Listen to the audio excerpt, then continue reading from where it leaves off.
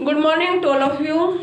आज जो है बेटा मैं आपको सभी क्लासेज में ये टॉपिक जो है क्या करवाने वाली हूँ, यानी कि आज का विषय जो है हमारा होगा, जो कि कोई भी क्लास का बच्चा इसको कर सकता है, यानी कि काल। आपने ये थर्ड क्लास से अध्ययन किया होगा, वर्तमान, भूत और भविष्य आप जानते भी होंगे इनके बारे में। तो अब जो है इनके कुछ पार्ट होते हैं, यानी कि भेद भी होते हैं, तो ज़्यादा गहराई से आप जो है इसका अध्ययन करेंगे। तो सबसे पहले जो है हमारे सामने क्वेश्चन आता है, काल किसे कहते हैं। तो इसको साथ साथ आप नोट डाउन भी करते जाइएगा। जिन बच्चों ने अभी तक कुछ टॉपिक नहीं लिखे हैं अपनी ग्रामर की कॉपी में, तो वो अवश्य इन टॉपिकों को साथ साथ लिख लेंगे। तो क्वेश्चन नंबर 1 है हमारा, जो कि आपके मॉडल टेस्ट पेपर में भी है, काल किसे कहते हैं। काल, यहाँ पर जो है मैं आपको क्वेश्चन लिखूंगी बोर्ड पर, और परिभाषा या उनकी जिनकी भी परिभाषा होगी उनके भेदों की भी, तो वो मैं ओरल ही आपको बताऊंगी। तो आप उसको लिख भी सकते हैं साथ साथ, काल किसे कहते हैं। तो सबसे पहले यानी कि हमारा जो विषय है आज का काल है, यानी कि जो शीर्षक है हमारा क्या है, वो काल है। तो सबसे पहले जो है हम इसके बारे में जानेंगे, समझेंगे। तो क्रिया के जिस रूप से हमें उसके समय का बोध होता है, उसे हम काल कहते हैं। मान लिया कोई भी कार्य है, आप किसी समय करते हैं, सुबह, दोपहर या शाम, यानी कि कल जो आपने किया था या आज करने वाले हैं, यानी कि आने वाले कल भी आप कोई कार्य करने वाले हैं, तो ये काल पर विभाजित होते हैं एक तरीके से।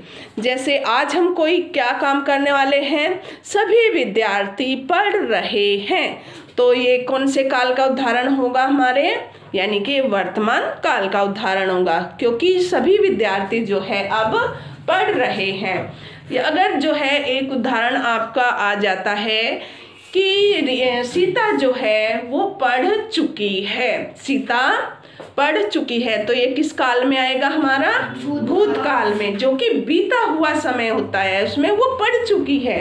यानी कि माता खाना बना चुकी है, तो ये किसके उदाहरण हैं, यानी कि हमारे भूतकाल के। तो इन्हें जो है हम क्या कहते हैं, काल। अब जैसे एक उदाहरण मैं आपको देना चाहूंगी, ये काल के डेफिनेशन में ही आप लिख सकते हैं उदाहरण, ठीक है। जब काल के भेद बताएंगे हम, वो उसके बारे में फिर लिखेंगे। तो एक जो है, कल जो है मेरी परीक्षा होने वाली है, यानी कि आने वाले कल की बात की। कल इसमें एक कल की बात की जाए तो कल जो है दो होते हैं, एक बीता हुआ कल और एक आने वाला कल। तो यानी कि आने वाले कल हम उसमें डेट भी बोल सकते हैं, या आने वाला कल भी उसमें बोल सकते हैं। यानी कि कल जो है हमारी परीक्षा होगी, यानी कि अभी हुई नहीं है। अगर कल हमारी परीक्षा हो जाती तो या तो चुकी होती, हो चुकी है, या हो गई है, कुछ ऐसा आता है। तो यानी कि अभी हमारी परीक्षा होने वाली है, यानी कि कल जो है हमारी परीक्षा होने वाली है, यानी कि ये कौन से काल का होगा उदाहरण हमारा, भविष्य काल का। तो इसमें जो है अब आता है हमारे सामने क्वेश्चन कि काल के जो हैं कितने भेद होते हैं। तो इसमें जो है सबसे पहले यानी कि भूतकाल, नंबर 1 लिख लेंगे। भूतकाल, भूतकाल का आपको पता ही है किसे कहते हैं, भूतकाल। क्रिया के जो है जिन शब्दों से या जिस रूप से जो है बीते हुए समय का, क्रिया के जिन शब्दों से, जिन रूपों से बीते हुए समय का जो है बोध होता है, उसे हम भूतकाल कहते हैं। ये इसकी परिभाषा होगी। इसके बाद जो आएगा हमारा कौन सा आएगा, यानी कि वर्तमान काल। वर्तमान, पहले मैं इनके जो काल के हैं मुख्य भेद बता दूं, फिर इनके जो अंदर भेद होंगे उसके बारे में जानेंगे, ठीक है। तो फिर जो है हमारा सेकंड आएगा इसमें वर्तमान काल।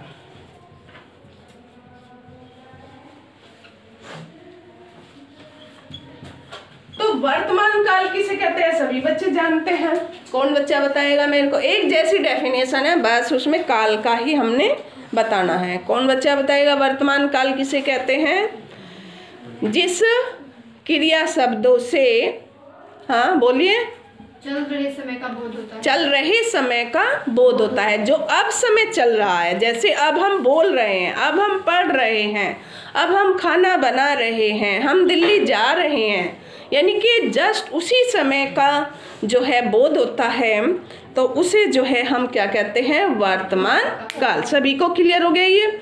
फिर आता है हमारा भविष्य काल। कौन सा?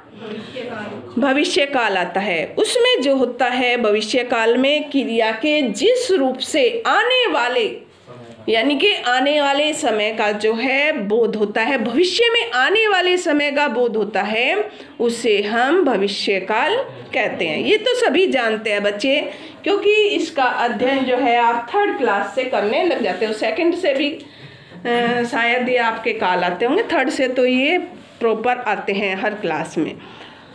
तो जो है अब हम समझेंगे इनके भेदों के बारे में। जैसे मैंने आपको बताया था भूतकाल, सबसे पहले कौन सा है हमारा? भूतकाल।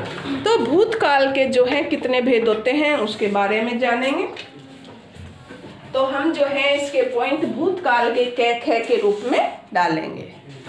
सबसे पहले जो है भूतकाल का सामान्य भूत, यानी कि ए भी डाल सकते हो या क डाल सकते हो, कुछ भी इसका नाम सामान्य भूतकाल। ये लिख लीजिएगा, नोट डाउन करते जाइए, सामान्य भूतकाल। क्योंकि परीक्षा में जो है बोर्ड में किसी की भी डेफिनेशन या कोई भी जो है उदाहरण आपको मांग सकते हैं सामान्य भूत में। अब आता है कि सामान्य भूत जो है किसे कहते हैं। इसमें जो है सामान्य भूत में क्या होता है? किसी विशेष भूतकाल का बोध नहीं होता है। किसी भी विशेष भूतकाल का जो है इसमें बोध नहीं होता। जैसे मैंने पानी पिया, मैंने पानी पिया, मैंने दूध पिया या मैंने चाय पी, तो ये कौन सा है? यानी कि सामान्य भूतकाल। इसमें समय का बोध नहीं होता है। समय, निश्चित समय नहीं कि मैंने कल पिया था पानी, हाँ, या मैंने परसों पिया था पानी, या डेट दे दी उस दिन पिया था पानी। तो सामान्य भूत में यानी कि क्रिया का पूर्ण रूप से हो जाना, पूरी हो जाना, तो उसे क्या कहते हैं? हम सामान्य भूत कहते हैं। एक बार फिर देखेंगे सामान्य भूत किसे कहते हैं हम। इसमें जो है किसी विशेष भूतकाल, किसी भी विशेष भूतकाल का जो है बोध नहीं होता है, उसे हम क्या कहते हैं? उसे हम सामान्य भूतकाल कहते हैं। जैसे पानी पिया, राम ने रोटी खाई, राम ने रोटी खाई। तो ये साथ साथ आप नोट भी कर सकते हैं बेटा। एक ये जो है सब्जेक्ट, यानी कि आज का विषय, यानी कि काल। ठीक है, मैं रुक जाऊंगी, कोई बात नहीं, आप इसको समझिए, जिसको समझना है समझिए। अभी मैंने आपको क्या बताया फिर सुनेंगे। सामान्य भूत।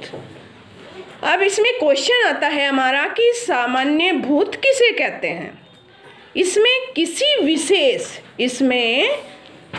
विशेष भूतकाल का बोध नहीं होता। इसमें किसी विशेष भूतकाल का बोध नहीं होता। जैसे राम ने पानी पिया, मैंने खाना खाया, तो इसमें जो है समय का विशेष बोध नहीं है एक तरीके से। तो इसे हम क्या कहते हैं? सामान्य भूत। अब सेकंड आपका आता है आसन भूत। आसन भूत।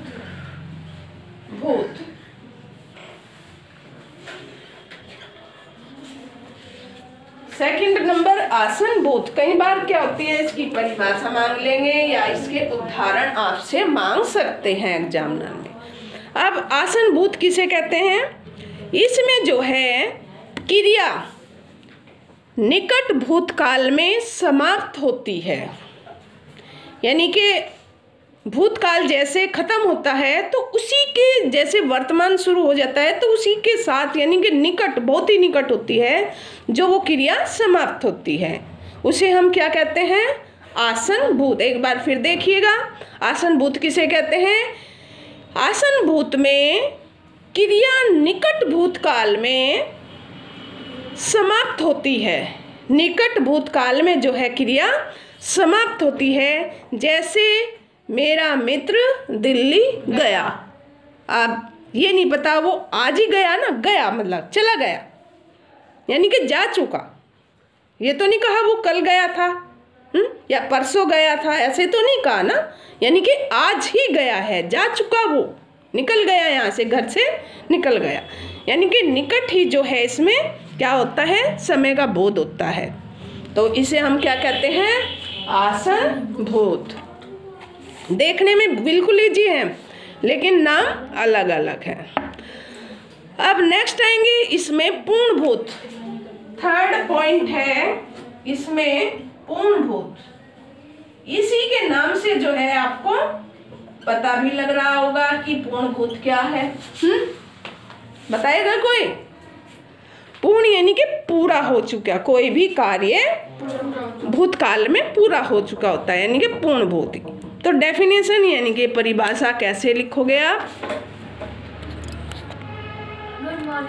तो अभी जो है बेटा मैंने आपको बताया था कि यानी कि थर्ड भूतकाल का पॉइंट जो है कौन सा है? वो पूर्णभूत, यानी कि जो हमारी क्रिया होती है उसको काफी समय हो गया पूर्ण हुए, यानी कि पूरा हुए। जैसे कृष्ण ने जो है कंस को मारा था, यानी कि बहुत समय जो है उसको हो गया, पूर्ण हुए, यानी कि पूरी जो है वो क्रिया बहुत समय पहले हो गई थी। जैसे राम ने रावण को मारा। तो इस प्रकार जो है आप इसके पूर्णभूत के उदाहरण दे सकते हैं। तो इससे ही पता लगता है ना पूर्ण यानी कि पूरा कब का हो चुका है। ठीक है, यही तो बताया इसमें, जिसमें जो है पूर्णभूत की डेफिनेशन, इसमें क्रिया को पूर्ण हुए, इसमें क्रिया को जो है पूर्ण हुए बहुत समय व्यतीत हो गया। जैसे श्री कृष्ण जी ने कंस को मारा या राम ने जो है रावण को मारा। तो और अन्य उदाहरण इसमें जो है आप हिस्ट्री के भी दे सकते हैं, आपको याद हो कोई भी ऐसा उदाहरण दे सकते हैं जिसको व्यतीत हुए काफ़ी समय हो गया हो। तो अब जो है हमारा इसी के आधार पर आएगा, यानी कि अपूर्णभूत।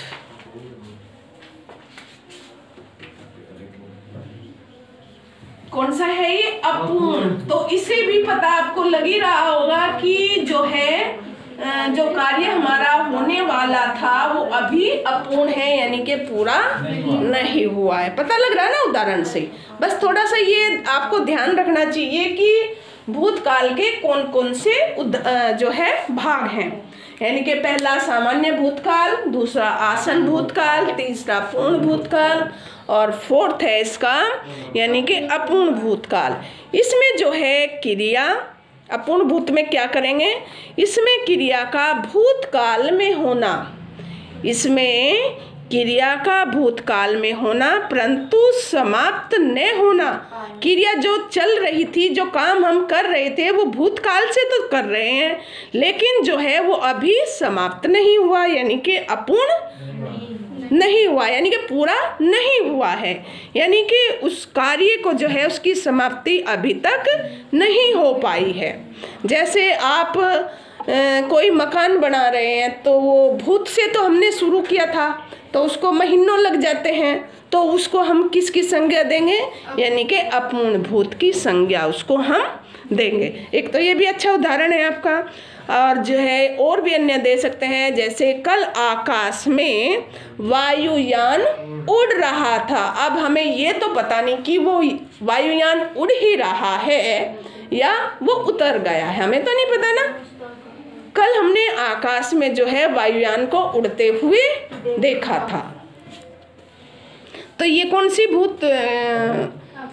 भूतकाल यानी कि अपूर्ण भूतकाल। अब जो है इसी में भूतकाल में है संदिग्ध भूतकाल। कौन सा है? संदिग्ध भूतकाल।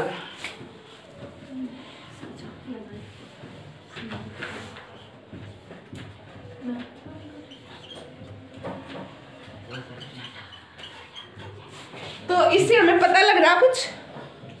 संदेह। संदेह।